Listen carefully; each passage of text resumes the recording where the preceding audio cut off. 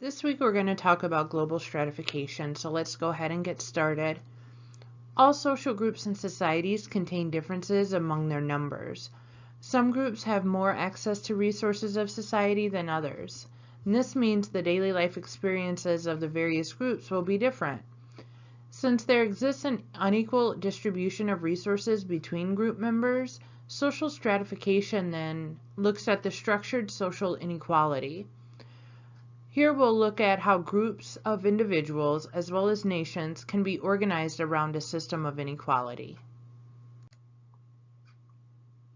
Social stratification refers to a system in which people are divided or ranked into layers according to their relative power, property, and prestige.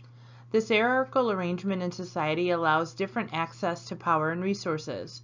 Every society stratifies its members. Some societies have greater inequality than others, but stratification is universal. Social stratification persists over generations and involves not only inequality, but an established belief system to support it. This particular concept is going to be important to remember as we discuss information in the coming weeks. Social stratification is an important element in our daily lives, and it can even determine if we live or die. One of the movies recommended for viewing to complete your midterm assignment is The Titanic. An assessment of the survivors found that 60% of the first-class passengers survived, 36% of the second-class passengers, and only 24% of the third-class passengers. Yet there was enough escape routes for everyone to have survived. There have been three main systems of stratification throughout history: slavery, caste, and class. We'll explore each of these in greater detail below. First, we'll start by examining slavery. Although slavery still exists today, it doesn't receive overt governmental or cultural support. Historically, however, slavery as an institution has existed in many of the world's dominant cultures. Very few of these cultures have avoided being enslaved by others. There are three main reasons that people are enslaved. The first is the repayment of a debt. In some cultures, an individual who can't pay a debt might be enslaved by the creditor. Once the debt was paid, the slave was able to regain his freedom. A second cause was that of the violation of a law, such as a murder or robbery. A murderer or thief might be enslaved by the family of the victim as compensation for their loss. The most common way to end up a slave occurred through war and conquest. The losing group in a battle would often become slaves. The conditions varied by culture when looking at slavery. In some cases, it was temporary. You might be a slave for a set number of years, or you might be able to buy your way out. It wasn't always inherited by birth. In some cultures, the children of slaves were free. Not all slaves were powerless and poor, which is often how we conceptualize it in this country. Some slaves actually accumulated vast sums of wealth. However, most slaves owned no property and were in fact powerless. Slavery in the New World as an institution paralleled its development, that is, the development of the New World. The economies of the United States and Latin America depended on slave labor. One new area of research on slavery in the New World takes a new look at the connection between slavery in the New World and racism. It has long been believed that racism came first and that slavery was a byproduct of such racism. New research, however, suggests the opposite. Racism didn't lead to slavery. Rather, slavery led to racism. The European culture developed an ideology to defend slavery that made their culture superior and other cultures, particularly African, inferior. So today, slavery still exists in some parts of the world. In some countries of the world, such as the Sudan, slaves are an important source of labor. In other parts of the world where agricultural production is important, slaves are used in the production and harvesting of export crops.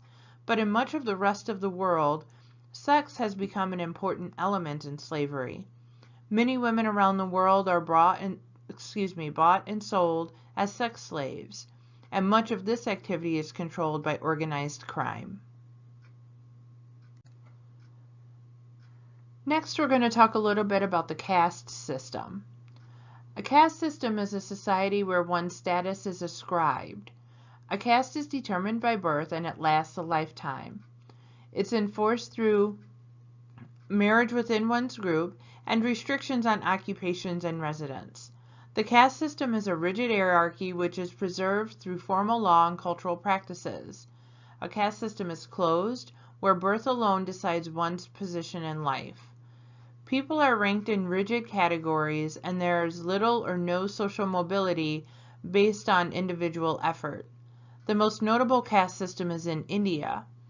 Although the Indian caste system is no longer sanctioned by the government, its effects remain. Many people in India still cling to notions of superiority and inferiority for different groups. Another example of the caste system was the apartheid system in South Africa prior to its removal in the early 1990s. Here's a question for you to think about. Was the South prior to the civil rights movement in the 1960s an example of a caste system?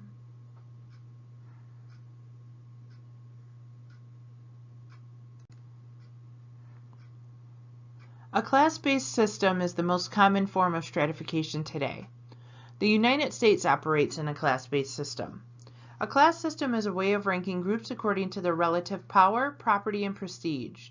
The main distinction between a class-based system and slavery and caste is that a class system is much more open. In other words, the ability for one social class to change is greater for class-based systems. This is one reason why so many people immigrate to the United States. In a class-based system, there are no laws that specify occupations or marital arrangements based on birth. A class system allows for social mobility or the movement up and down the ladder. A more detailed account of social class will be found below. As you'll recall from earlier discussions and presentations, structural functionalists believe that a harmonious society is one characterized by cohesion, cooperation, and stability. For a society to run smoothly, it must be carefully managed. Positions in government, business, schools, and other social institutions need to be filled by qualified individuals if a society is going to operate smoothly. Therefore, according to this perspective, social stratification exists to motivate qualified people into those important positions. This perspective emphasizes that stratification is inevitable for the following reasons. Number 1, society must make certain that its positions are filled. 2, some positions are more important than others. And 3, the more important positions must be filled by the most qualified people. To motivate the more qualified people to fill these positions, society must offer them greater rewards. Positions with greater responsibility require greater accountability. They also require a huge investment in time, energy, and money. Think of a heart surgeon. To become one requires paying an expensive medical education for at least 10 years. How do we motivate someone to put up with such demanding schedules and expensive bills? According to structural functionalists, we do it by offering doctors greater rewards. This function of rewarding people with talent has developed in modern societies a meritocracy, which is a stratified society based on personal merit. In such a society, equality of opportunity is promoted, while at the same time establishing a system of unequal rewards. Not everyone agrees with this viewpoint. Some sociologists want to know, how do you measure the importance of a position? How do we know lawyers are more important than physical therapists? How do we know that a famous celebrity that makes $50 million a year contributes more to our society than an engineer? They would also point out that not all positions are awarded on merit. The sons and daughters of wealthy parents tend to end up with nice jobs.